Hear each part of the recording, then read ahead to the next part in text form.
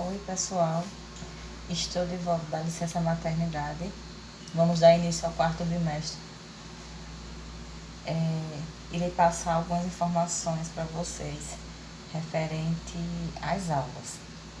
As nossas aulas, elas serão gravadas, né? Então, infelizmente, não terei como fazer as aulas online, até pela questão dos meus dois pequenos, e aí iria acabar atrapalhando. Então, irei gravar os vídeos referente às aulas. E nessas aulas estarei passando as orientações, inclusive das atividades. Outra questão também é em relação às tarefas. As tarefas que vocês irão realizar do módulo do caderno de atividade, elas servirão para a pontuação do quarto bimestre. E também em relação aos prazos, não irei aceitar, né, após o prazo que eu estarei indicando. Outra questão também é em relação ao horário, né? Então, quando for a partir de 7 horas da noite, também não estarei mais aceitando as atividades, só durante a tarde.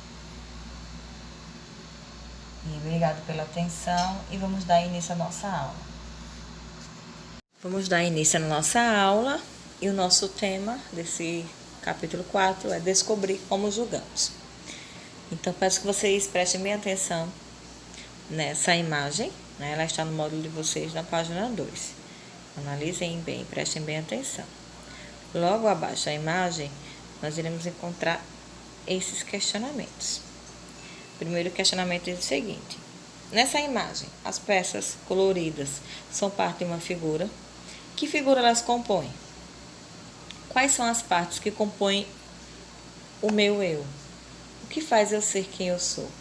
Por que sou assim e não de outro jeito? Qual a influência das outras pessoas na constituição do meu ser?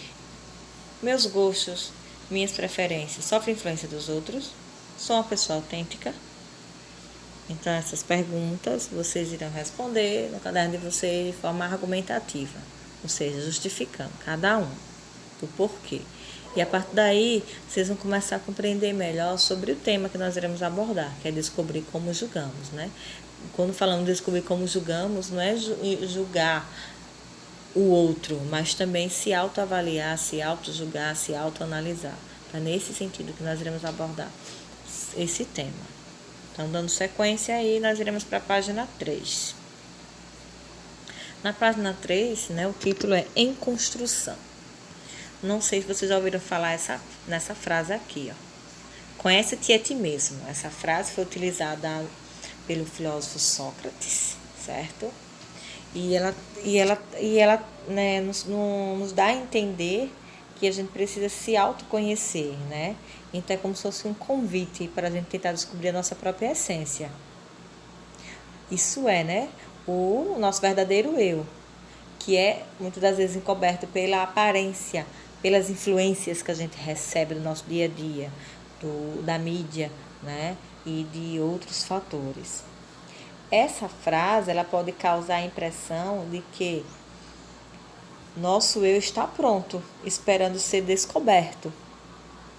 Só que inúmeros filósofos observam as mudanças pelas quais passamos e as escolhas que fazemos no decorrer de nossas vidas, o que nos faz pensar que, além de conhecer o nosso próprio eu, temos a tarefa de construí-lo, não só no sentido de que existe um eu, né? E apenas esse eu que está dentro de mim, eu preciso apenas reencontrá-lo, descobri-lo. Mas, na verdade, para alguns filósofos, esse eu ele vai sendo construído aos poucos. Então, determinada coisa você vai redescobrindo, né? Já está dentro de você, mas outra você vai preenchendo, formulando, pouco a pouco.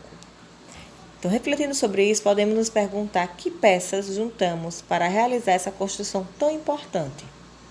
É possível questionar ainda se as aparências dos outros e as influências que recebemos deles encobrem o nosso verdadeiro eu, ou se elas também podem contribuir para formular ou modificá-lo, né? Então, uma análise bem interessante aí. Será se o indivíduo, ele contribui, né, para, vamos dizer assim, descobrir a minha própria essência, ou ao contrário, acaba atrapalhando, é uma aparência, né? É uma influência que acaba, na verdade, ao invés de eu descobrir meu próprio eu construindo algo, né, relativo àquilo que me influenciou. Sendo assim, você está convidado a refletir sobre as relações entre quem somos, os gostos que temos, os comportamentos que manifestamos e os julgamentos que fazemos na nossa vida social. Afinal, somos bilhões de eus no mundo, ou seja, bilhões de indivíduos semelhantes e ao mesmo tempo diferentes, que vivem, convivem, se comunicam, formando diversas culturas e sociedades. Então, o interessante dessa abordagem, desse conteúdo, é exatamente, né, vamos dizer assim, essa análise sobre esses comportamentos, gostos, esses julgamentos que ocorrem constantemente na vida social. Então, vamos lá, dando continuidade para a página 4. Aqui na página 4, a gente vai falar sobre, né, filósofo muito importante. Olhar de filósofo. O filósofo alemão, o Friedrich Nietzsche, viveu no século XIX. Ele estudou profundamente as obras artísticas e filosóficas da Grécia Antiga. Assim, deparou-se com uma frase curiosa do poeta grego Píndaro, que viveu no século V a.C. O Nietzsche ele decidiu repeti-la em suas obras para convocar nossas reflexões a respeito dela. Então, vamos aqui descobrir que frase é essa, né, que ele levou para si e colocou em várias obras, né, desse poeta grego. Então, a frase diz o seguinte: torna-te o que és. Então, torna-te o que és. E a gente tem aqui o poeta, né, do século V a.C., aí no lado esquerdo, do lado direito, a gente tem o Nietzsche, que ele trouxe para si essa frase. E aí eu faço o seguinte questionamento: o que quer dizer essa frase? Né? Será que tem relação com a frase anterior que eu falei para vocês, que foi muito utilizada por Sócrates? Né? Então, deixa aí para vocês pensarem e conseguirem relatar um pouco depois sobre a relação dessas frases. Então, a Maria Helena Pires Martins era uma professora brasileira que atua na cidade de São Paulo. É autora de diversos livros sobre filosofia para adolescência e jovens. O texto a seguir foi retirado de um desses livros em que ela trata da diversidade da natureza e entre as pessoas, as sociedades e as culturas. E a gente vai fazer a leitura dele agora. Diz o seguinte: ao contrário do animal, que é guiado pelo instinto, isto é, nasce sabendo o que deve comer, como construir um ninho, o que fazer na hora do parto, o ser humano não nasce pronto. Ele precisa aprender a ser humano, aprender a falar, a pensar, a andar, a conviver com os outros, a respeitá-los, a amá-los. Ele precisa construir a sua vida passo a passo, fazendo experiências, aprendendo com elas e com as experiências dos outros.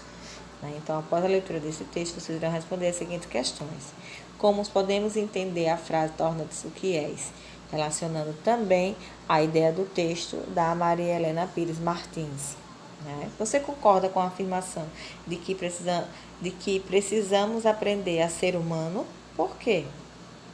Pode haver alguma relação entre nos tornar o que somos e aprender a ser humanos? Aí explique a sua resposta. Se aprendermos com as experiências dos outros, por que nós tornamos indivíduos tão diferentes?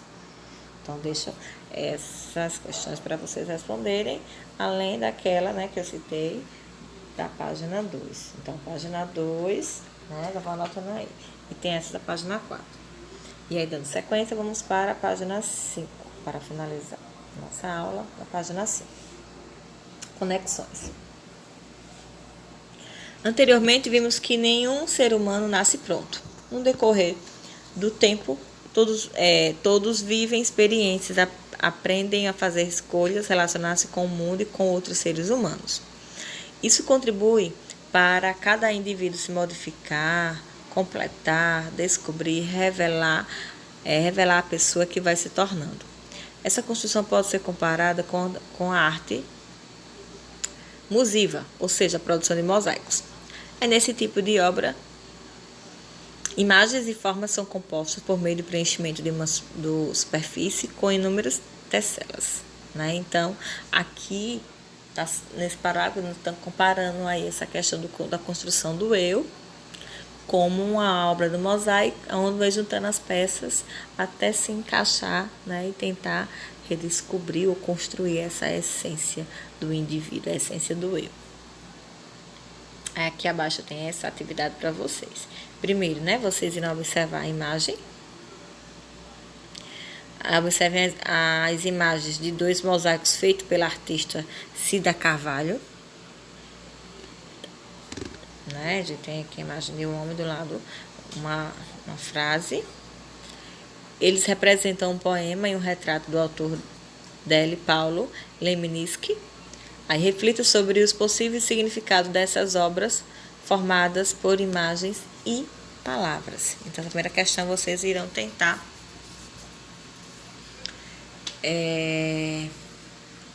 responder, dar significado, né, à análise dessa obra. Para ajudar vocês a responderem essa questão, peço que prestem bem atenção nesses questionamentos. Irá contribuir para vocês fazerem essa interpretação da obra. Primeiro é o seguinte: cada pessoa é, de fato, como um mosaico? Que situações vivenciamos para nos construirmos e nos tornarmos humanos? Que partes formam cada um de nós? Podemos afirmar que as sociedades são como um mosaico? Que partes formam a sociedade? Que tipos de relações ligam essas partes entre si? Então, deixo esse questionamento para vocês tentarem responder. E aí, a segunda questão, para finalizar nossa aula, onde vocês irão analisar, né? Vocês irão analisar o poema do Paulo Leminski, né? Para responder as questões seguintes.